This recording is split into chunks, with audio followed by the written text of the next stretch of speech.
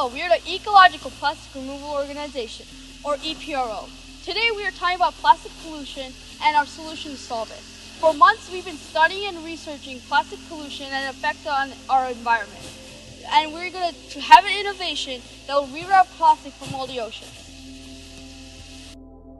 Throughout our research, we learned that plastic pollution is not only a rising problem, but it's a complicated one. When plastic enters the environment, it breaks down into smaller and smaller materials known as microplastics, which deepens our difficulty of mitigating them. But why is plastic such a detrimental part of our environment? Well, plastic is not just a non-biodegradable material, but it's also one made out of polymers and chemical compounds. When the plastic enters the marine environment, it exposes animals and humans to chemicals, harming them as a result. In order to minimize plastic exposure to organisms, we found that we had to stop the plastic from ever reaching the wildlife. In order to do this, we had to look at potential early sources and routes for plastic pollution. Through doing this, we found that we would have to reinforce these areas so that the plastic could never even touch the environment. And that is how we came up with our solution, called the PRS, or the Plastic Removal System. We focused on directing the flow of marine plastic pollution, catching our early sources to make sure it didn't end up in oceans, where removal would be much more difficult. We decided the best way to collect this plastic was to direct it to a collection area where it can be netted and collected and disposed of simply. In order to get plastic waste to the collection area, we created the directors. Now this was a more complicated part of our solution, as there were many challenging factors to consider, from boat navigation to overwhelming debris. But we found a solution and materials that we think could work. And most notably, this should be able to work really well and really efficiently in developing countries. Despite all of this, it is still in our prototype stage. To the left, you can see the directors in action. They float on the river surface and are made of a lightweight yet durable material rooted to the riverbed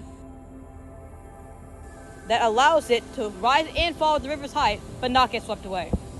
According to our estimates, one PRS can capture up to 13,000 to 134,000 metric tons of plastic per year.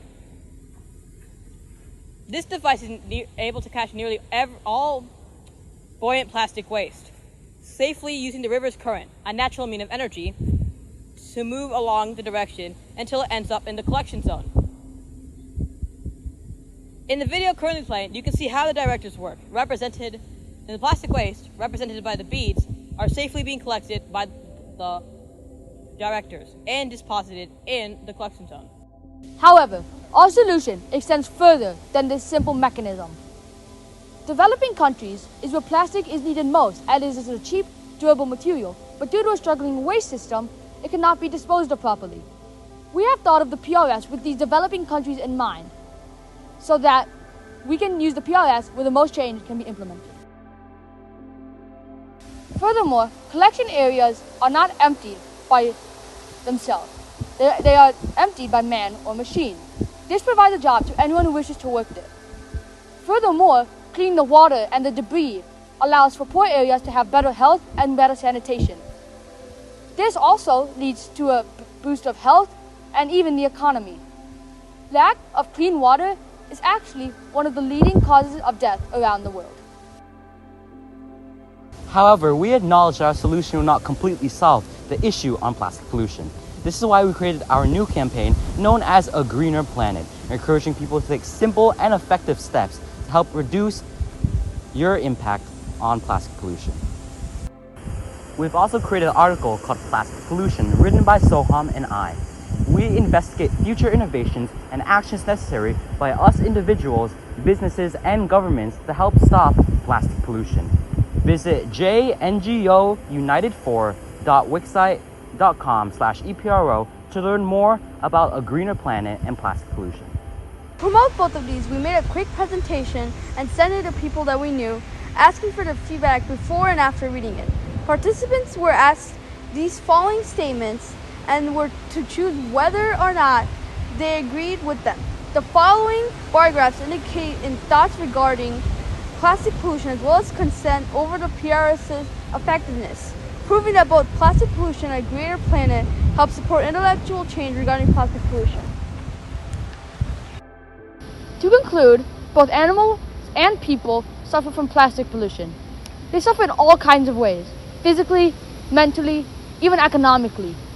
Plastic pollution in our lakes and rivers can lead to antibiotic resistance, vector-borne diseases, and even plastic inside of our own bodies.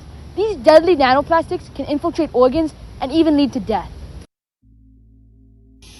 Did you know that microplastics are in honey, beer, salt, and bottled water? This simply reiterates the truth that plastic is everywhere. And if we don't reduce plastic, it will be inevitable that the world will be overflowing with plastic.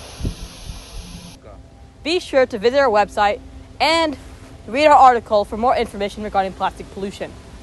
We're also launching a new channel on YouTube called EPRO Podcast.